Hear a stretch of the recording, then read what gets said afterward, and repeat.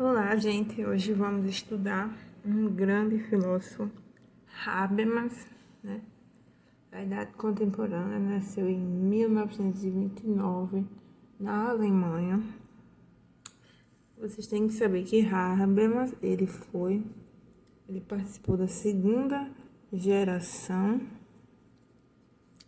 da Escola de Frankfurt, na Alemanha, ok? A Escola de Frankfurt. Um dos criadores foi Adorno e Horkheimer. Na época, eles vão criticar o uso da razão, a ciência e o avanço do capitalismo. Então, a escola de Frankfurt era muito influenciada pelo marxismo, pelo Karl Marx, que vamos estudar mais para frente.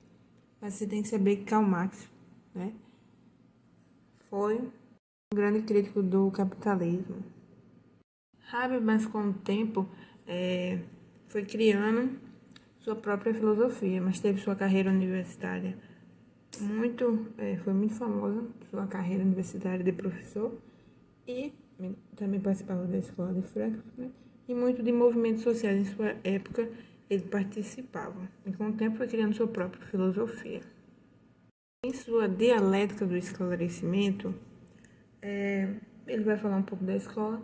A escola de Frankfurt, como eu disse, criticava a razão que vinha do iluminismo e disse que a razão ela mudou com o tempo. Ela se tornou um meio de dominação, um instrumento para dominar, uma vez que o mundo passou a ser administrado em nome da técnica.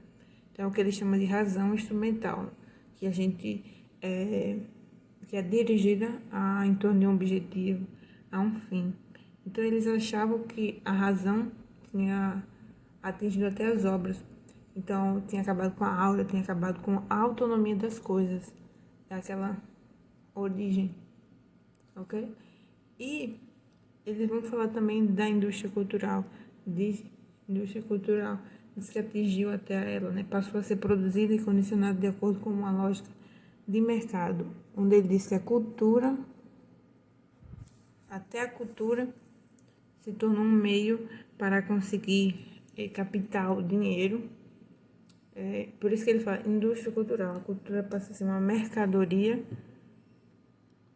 apenas visando o lucro.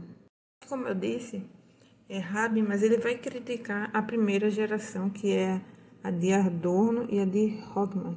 Ele diz que eles exageraram muito nessa condição, porque ele diz que eles confundiram, colocando a razão como apenas inimiga. Mas não, a razão ela não pode ser apenas algo utilitário, mas ela também possui uma função comunicativa naquela linguagem do cotidiano.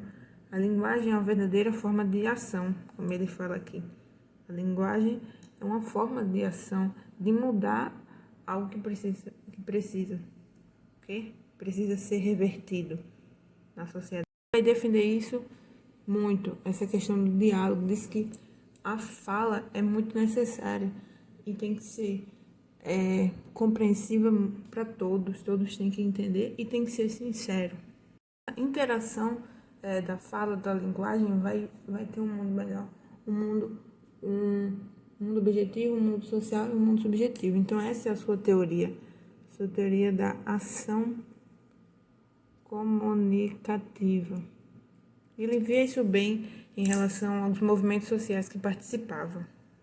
O Habermas vai tentar reverter essa questão, como Adorno falou que a razão seria um meio para um processo para dominação, para busca de lucro. A razão também ela pode ser algo de um agir comunicativo para o bem, para solucionar algo, não apenas no lado negativo, mas a razão pode ser sim usada para o lado positivo.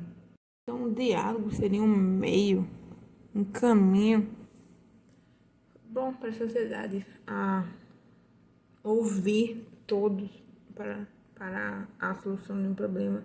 Então, o diálogo, a comunicação é a forma na qual a gente mais nos expressa, quanto mais nós falamos, mais nós expressamos, e por isso não pode ser reduzida a uma razão instrumental, como eu falei, da indústria cultural.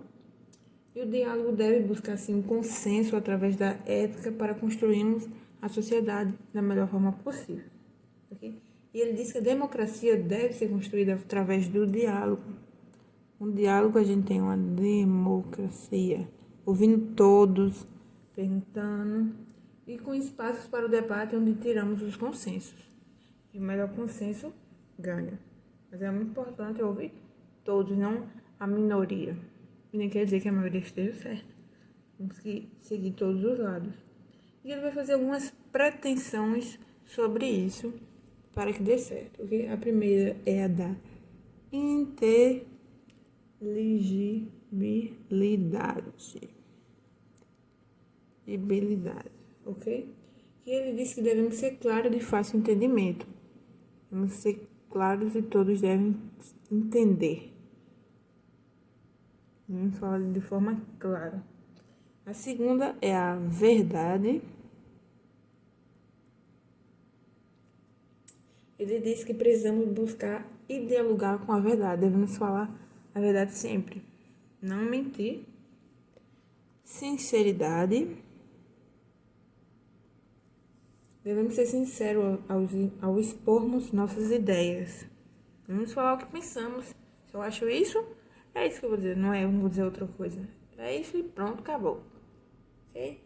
E a da correção normativa. Correção normativa. Ok? E devemos ser corretos nos contextos de normas e valores. Ok? Devemos ser corretos. Okay? Então ele vai meio que dar uma esperança, né? Porque segundo a primeira geração diz que a razão era apenas um.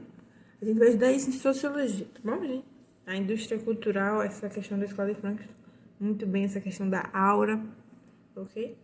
Mais raro, mas a gente estuda de filosofia. A segunda geração da escola de Frankfurt, ele era da segunda. A primeira criticava muito a razão, dizia que ela levava, que visava apenas o lucro. Mas ele diz não, há um lado negativo, mas há um lado positivo.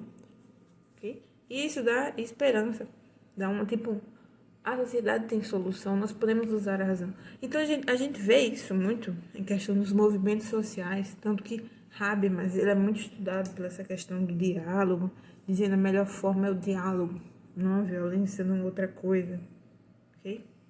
Ele é muito estudado tanto na educação, como na escola, na universidade, essa questão de ouvir sempre o outro, do diálogo, na busca de estruturas racionais, na política, sua teoria é muito estudada, muito propagada com a nossa democracia representativa, passa a ser, né, o melhor, e a defesa de outras formas de participação política. Ok?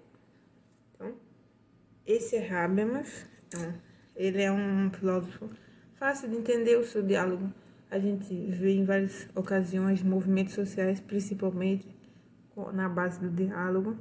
E a sua grande frase, que é a linguagem, é uma forma de ação, é uma verdadeira forma de ação, de mover o mundo, ok? Muito usada na redação, ok? A linguagem é uma forma de ação, muito usada porque se algo está sendo silenciado, se algo não está sendo falado, é por causa da falta do diálogo.